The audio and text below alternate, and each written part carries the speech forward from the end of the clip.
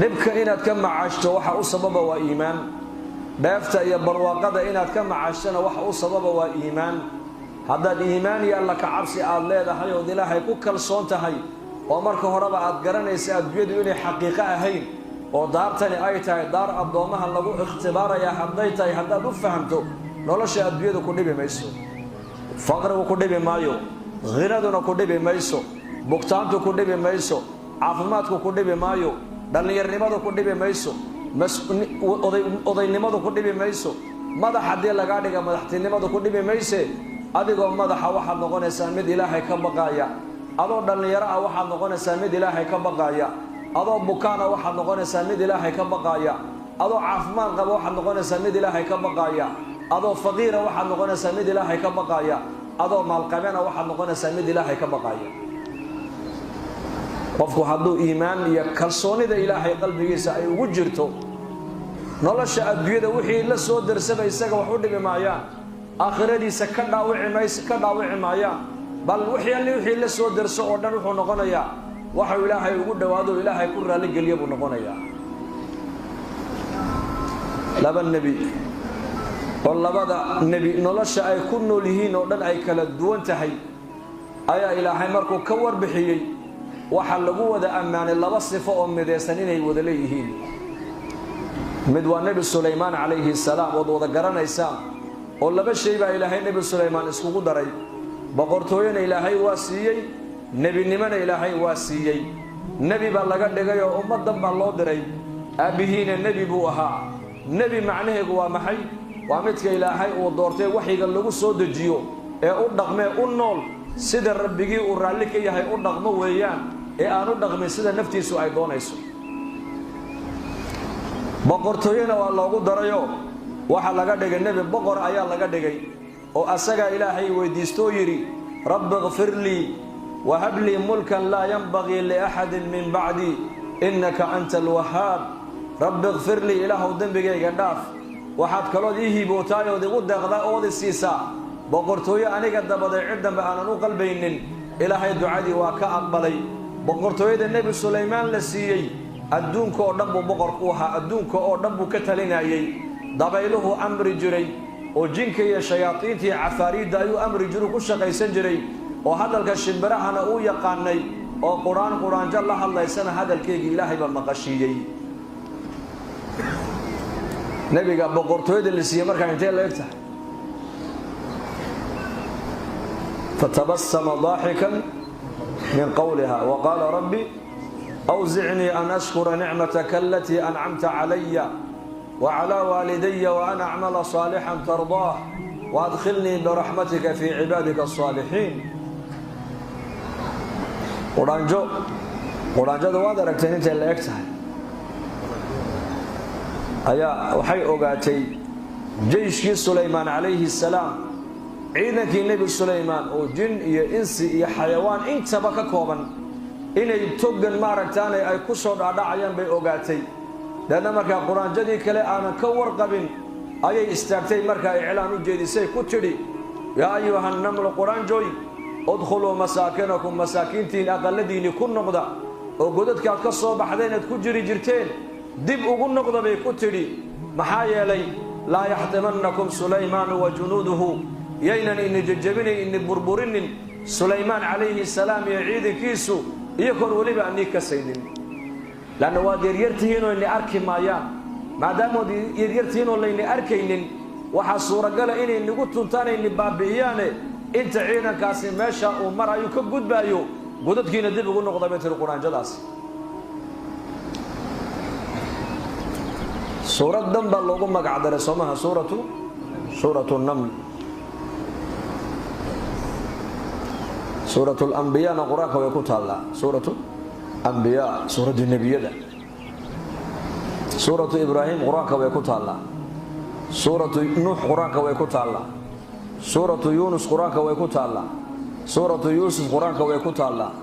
سورة هود قراك ويكوتالا سورة إسرائيل نقراك ويكوتالا وسبحان الذي أسرى بعبده سورة محمد عليه الصلاة والسلام نقرانك ويكوت الله إسرائيل والنبي يعقوب سورة النمل القرآن كوالله وشيء سورة القرآن جدا حلو وشيء حاجة سوق شيئنا وحاجة سوق شيء حاجة النصيحة ده كسوق شيء حاجة يرث كسوق شيء حاجة دعوة ده حاجة جانب كعبادة ده كمان يسوق لين جانب كدعوة ده كسوق شيء دعوة ده ما حي قوم كذي بيقول نصيحة يسأل وعده وقيل ده وين حريستي ما دام إلهي عز وجل صفات كيس السجالية سجاشة كم مقع القرآن حديث النبي قال له وشيء عليه الصلاة والسلام مقع وجوه الرعية محوك بالأمان الرحمن اسم الذات مركا لا قربو مقع وجوه الرعية أسماء إلهي تبارك وتعالى وحوك بالأمان الرحمن صفة ده بيكون صفة القرآن جد أصل نحريس بني بيكون صفة دي marka nasiixada qoomkeedii jinsigeedii ay u damqatay u nasiixaynaysay ereyga ay tiriba ilaahay jalla wa ala uu nabi Suleymaan u maqashiy markaasuu nabi Suleymaan ilaahay ugu mahadnaqay boqor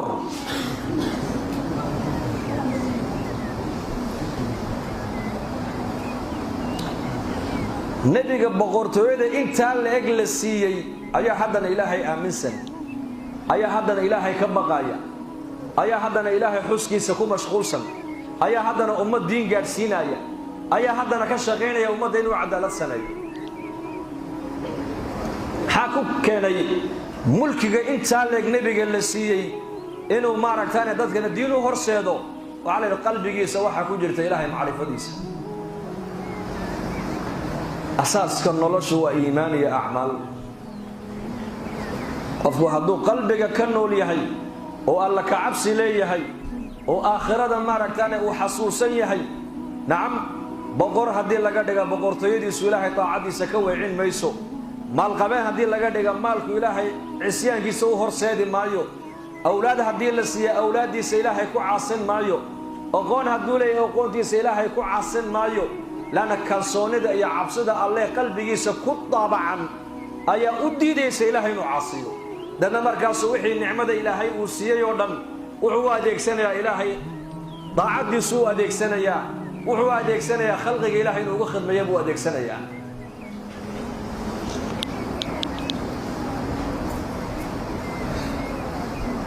innaka maanta zamankeennan waxaa laga yaabaa mar kastoo qofka adduunyadu ay u beerto waxaa dhici karta inuu ilaahay kasii fogaado markastoo qofka darajada adduunyadu u biirtana waxaa laga yaabaa inuu cibaadada iyo taacada ilaahay iyo masaajidda ka sii dheeraado halka nabi boqor dhan oo adduunka xukumaya uu yahay zamanka uu joogay ka dadka ilaahay ugu dhow ka dadka ilaahay ugu yaqaan uu yahay maxaa sababay inuu nabi boqor isagoo uu noqdo ka dadka ilaahay ugu yaqaan ka dadka ilaahay ugu alla ka cabsiga badan inuu noqdo maxaa sababay لأن قلبي سوحا كطاب عن الله معرفة ديسا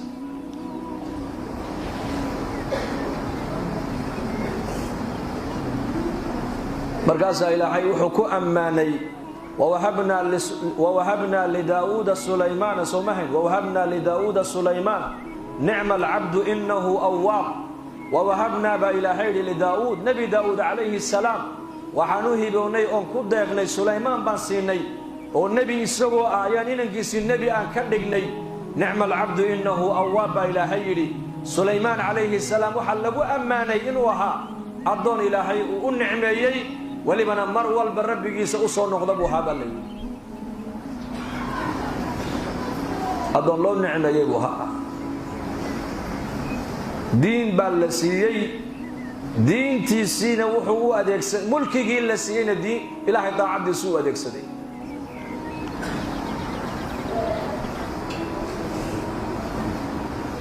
نبي داود عليه نبي أيوب عليه السلام يسوون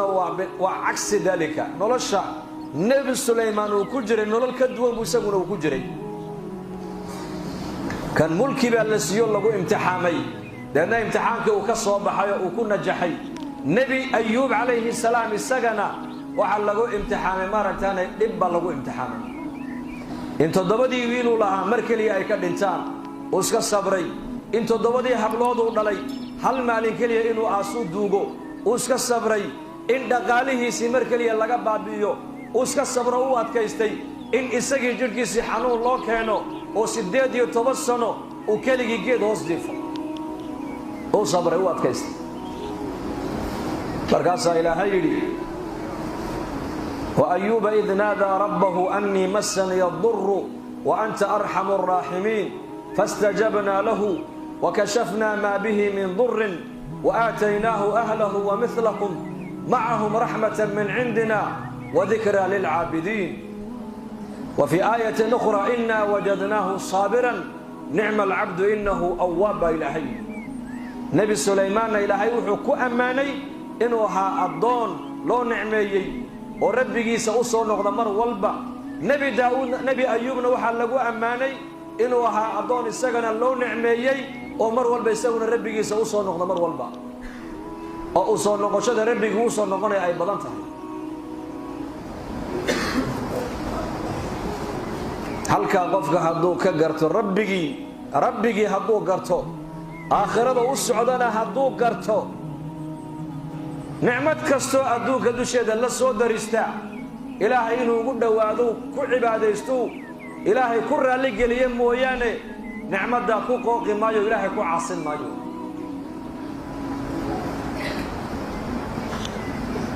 نعمت دا إلهي كو عاصم مايو ضبط أنا ماذا نعمت إلهي وحاد على إن إلهي كو عاصيان سببتها محي لأن قرشدي إلهي بقلبك كو يراتي قرشدي آخرة قلبك إنه كو يراتي الله كو أبو رمارك أتقرن ويدو ماشا أبو السعوتنا أتقرن ويدو هدفك أدوك لقالها كانت هذا مركز فهمي ويدو وعد نقول سامرك نولشادو كعاكف أتكعي واتكفي واتكعي واتكفي هذه خير للسيانة أو لبر واقعينا أو خوقي هذه إن يرو دبعتها إلا سو درستنا أو قوسنا إلهي مكدرانا سوى البإلهي مكدرانا